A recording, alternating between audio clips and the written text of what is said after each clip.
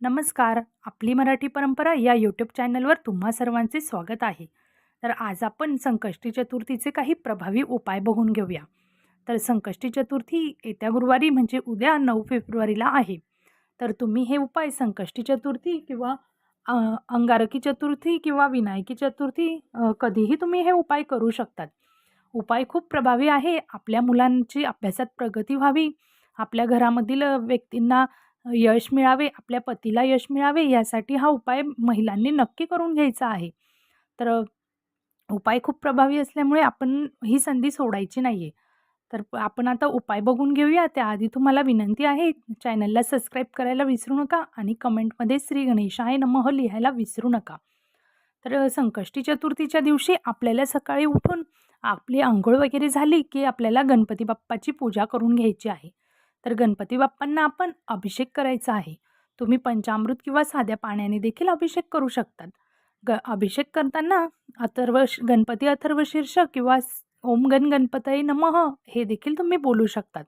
गणपती बाप्पांचं मूर्तीचा अभिषेक केल्यानंतर मूर्ती छान कोरडी पुसून घ्यायची आहे आणि गणपती बाप्पांना आपण गंध लावून घ्यायचा आहे. गंध म्हणजे आपल्याला काय करायचं आहे, थोडंसं दूध घ्यायचं आहे, अगदी 1 ते 2 थेंब आणि त्यामध्ये कुंकू टाकायचं आहे आणि कुंकू टाकल्यानंतर तो गंध आपल्याला गणपती बाप्पांना लावून घ्यायचा आहे, शेंदूर म्हणून. गणपती बाप्पांना शेंदूर खूप प्रिय आहे. त्यामुळे तुम्ही अशा पद्धतीने कुंकू लावून द्या आणि तोच कुंकू आपल्याला आपल्या कपाळी देखील लावायचा आहे. आपल्या सौभाग्य अखंड राहण्यासाठी आपण हा कुंकू लावायचा आहे आणि आपल्या घरातील जी लहान मुले असतील किंवा मोठी कॉलेजला जाणारी मुले असतील, शाळेत जाणारी मुले असतील, त्यांना देखील त्यांच्या देखील कपाळावर आपल्याला हा कुंकू लावून घ्यायचा आहे. त्यामुळे मुलांची बौद्धिक क्षमता वाढते आणि मुलांचं अभ्यासात लक्ष लागतं आणि लहान मुलांची जी चिडचिड होते, नजरबाधा होते, ती देखील दूर होते. घरातील प्रत्येक व्यक्तीला तुम्ही हा गंध लावून द्यायचा आहे. यामुळे त्यांचं संरक्षण होतं. तर सर्वात प्रथम गंध लावल्यानंतर आपल्याला काय करायचं आहे, गणपती बाप्पाच्या मूर्तीसमोर एक छोटीशी वाटी घ्यायची आहे आणि त्यामध्ये अखंडित तांदूळ टाकायचे आहे आणि त्यावर एक सिक्का ठेवायचा आहे. तो तुम्ही ₹1, ₹2 कुठलाही ठेवू शकतात आणि त्या सिक्क्यावर आपल्याला सुपारी ठेवायची आहे. तर सुपारीला काय करायचं आहे, त्याच आपण जे गंध यूज केला आहे वाटीमध्ये दूध आणि स कुंकवाचं, त्याच याच्याने काडीने आपल्याला सुपारीवर स्वस्तिक काढून घ्यायचं आहे आणि ती सुपारी आपल्याला त्या ₹1 नाण्यावर ठेवून घ्यायची आहे. तर याचं पुढे काय करायचं आहे हे देखील मी तुम्हाला सांगते. तर पुढील आधी पूजा कशी मांडायची ते बघून घेऊया आणि आपल्याला एका तांब्यामध्ये, जर तुमच्याकडे मातीचा भांडं असेल तर त्यामध्ये, नसेल तर तुम्ही तांब्याचा तांब्या देखील घेऊ शकतात. त्यामध्ये आपल्याला शुद्ध जल भरून घ्यायचं आहे, म्हणजे पाणी भरून घ्यायचं आहे आणि त्यामध्ये थोडीशी आपल्याला तीळ टाकायची आहे. तर हे पाणी देखील आपण गणपती बाप्पाजवळ ठेवायचं आहे. सकाळी आपण ही पूजा करून घ्यायची आहे, मांडायची आहे. तर अशा पद्धतीने तुम्ही हे पाणी ठेवून घ्यायचं आहे आणि गणपती बाप्पांची विधिवत पूजा करून घ्यायची आहे. गणपती बाप्पांना नैवेद्य, दुर्वा वाहून घ्यायचे आहेत आणि आपल्याला एक विशिष्ट असं फूल व्हायचं आहे, जे आपली मनोकामना पूर्ण करतं. तर ते फूल कशा पद्धतीने व्हायचं आहे ते देखील आपण बघून घेऊया. आपल्याला काय करायचं आहे, गणपती बाप्पांना गुलाबाचं फूल घ्यायचं आहे आणि आपल्या दोघा हातांच्या उंजळीमध्ये ते फूल पकडायचं आहे आणि आपली मनोकामना बोलत, ओम गण गणपतये बोलत किंवा संकटनाशन गणपती स्तोत्र म्हणजे जे प्रणम्या शिरसा देवम आहे ते बोलायचं आहे. संकटनाशन गणपती स्तोत्र बोलून झाल्यानंतर तुम्ही हे फूल गणपती बाप्पांना वाहून द्यायचं आहे. यामुळे आपल्या मनातील सर्व इच्छा पूर्ण होतात, आपल्या घराचं संरक्षण होतं, आपल्या सौभाग्याचं संरक्षण होतं, आपल्या मुलाबाळांचं संरक्षण होतं, आपल्यावर येणारे संकट दूर होतात. तर तुम्ही हा प्रभावी उपाय नक्की करू शकतात. गणपती बाप्पांना फूल तुम्ही लाल रंगाचं वाहू शकतात, कारण गणपती बाप्पांना लाल रंग अतिशय प्रिय आहे. जर नाही लाल रंगाचं मिळालं तर कुठल्याही रंगाचं गुलाबाचं फूल तुम्ही व्हायचं आहे आणि हा उपाय नक्की करायचा आहे.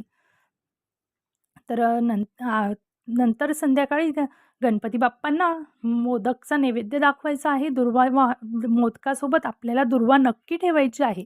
तर मोदकांचा ज्यावेळेस आपण नैवेद्य दाखवू त्यावेळेस गणपती बाप्पांना तुळशीपत्र ठेवायचं नाही आहे मोदकांवर. तर तुळशीपत्राच्या ऐवजी आपण मोदकांवर दुर्वा ठेवायची आहे आणि संध्याकाळी आपण जे गणपती बाप्पांजवळ दिवसभर पाण्याचा तांब्या भरून ठेवला आहे, त्याचं अर्घ्य चंद्रमाला द्यायचं आहे. चंद्राची पूजा करायची आहे आणि त्या पाण्याने आपल्याला चंद्राला अर्घ्य द्यायचं आहे. ही देखील अतिशय प्रभावी सेवा आहे. यामुळे आपल्या मनातील सर्व इच्छा पूर्ण होतात. आणि जी सुपारी आहे, जिच्यावर तुम्ही स्वस्तिक काढलं आहे, ती तुम्ही तुमच्या व्यवसायात यश मिळत नसेल किंवा तुमच्या पतीची किंवा तुमचे काही कामं अडत असतील, कामांमध्ये भरपूर अडथळा येत असेल किंवा मुलांची बौद्धिक क्षमता कमी असेल, मुलांचं अभ्यासात लक्ष लागत नसेल, तर ती सुपारी तुम्ही मुलांच्या अभ्यासाच्या ठिकाणी ठेवू शकतात, तुमच्या व्यवसायाच्या ठिकाणी ठेवू शकतात किंवा तुमच्या जवळ देखील ठेवू शकतात. एखादी मनोकामना बोलून तुम्ही ही सुपारी तुमच्या जवळ ठेवू शकतात आणि तुमची मनोकामना पूर्ण झाल्यानंतर ही सुपारी तुम्हाला पाण्यात वाहून द्यायची आहे. तर तुम्ही हा देखील उपाय नक्कीच करू शकतात आणि जे तांदूळ आहेत ते तुम्ही ठेवून द्यायचे आहे. काही महत्त्वाच्या कामाला जाताना ते तांदूळाचे थोडेसे दाणे आपल्यासोबत न्यायचे आहेत. घरातल्या कुठल्याही व्यक्तीला तुम्ही हे दाणे देऊ शकतात. हे तांदूळ देऊ शकतात, परंतु बाहेरच्या कुठल्या व्यक्तीला आपल्याला हे तांदूळ द्यायचे नाही आहे. घरातल्या व्यक्तींचे कामं अडले असतील त्यांच्यासोबतच तुम्ही हे तांदूळ देऊ शकतात. तर ही देखील खूप प्रभावी सेवा आहे गणपती बाप्पांना आणि गणपती बाप्पांची. आणि पुढील उपाय म्हणजे आपल्याला संध्याकाळच्या वेळी उंबरठ्यावर काय वस्तू जाळायची आहे ते सांगते. तर आपल्याला काय करायचं आहे, छोटासा खोबऱ्याचा तुकडा घेऊन घ्यायचा आहे आणि एका वाटीमध्ये किंवा एखाद्या भांड्यामध्ये थोडेसे तांदूळ घ्यायचे आहेत आणि तो खोबऱ्याचा तुकडा त्यावर ठेवून द्यायचा आहे. आणि आपल्याला एक कापूरची वडी घ्यायची आहे, ती आपल्याला तुपामध्ये बुडवून घ्यायची आहे आणि तुपात बुडवलेला कापूरचा तुकडा आपल्याला खोबऱ्याच्या तुकड्यावर ठेवून घ्यायचा आहे. आणि ही वाटी किंवा भांडं ज्यामध्ये तुम्ही तांदूळ, खोबरं आणि कापूर, तुपात बुडवलेला कापूर घेतला आहे, ते आपल्या उंबरठ्यावर ठेवायचं आहे आणि आपल्याला तिथे ते जाळून घ्यायचं आहे. अशा पद्धतीने जाळायचं आहे की त्याचा सुगंध आपल्या घरामध्ये जाईल. तर तुम्ही ही देखील खूप प्रभावी सेवा करू शकतात. संकष्टी चतुर्थीच्या दिवशी संध्याकाळी आपल्याला हे आपल्या उंबरठ्यावर जाळायचं आहे. तर तुम्ही यापैकी कुठलाही उपाय करा किंवा सर्व उपाय करा. ह्या खूप प्रभावी सेवा आहेत. संकष्टी चतुर्थीला तुम्ही ह्या करून घ्या. जर ह्या चतुर्थीला तुम्हाला जमल्या नाही तर पुढची जी विनायकी चतुर्थी येते, म्हणजे शुक्ल पक्षातील शुक्ल पक्षात जी चतुर्थी येते तिला विनायकी चतुर्थी म्हणतात. तर त्यावेळी देखील तुम्ही हा उपाय करू शकतात. तर तुम्हाला मी ह्या काही थोड्या प्रभावी सेवा सांगितल्या आहेत. ह्यातल्या तुम्ही ज्या होतील त्या नक्की करून बघा आणि आपल्या जीवनामध्ये आनंद निर्माण करा आणि चॅनलला सबस्क्राईब करायला विसरू नका. धन्यवाद.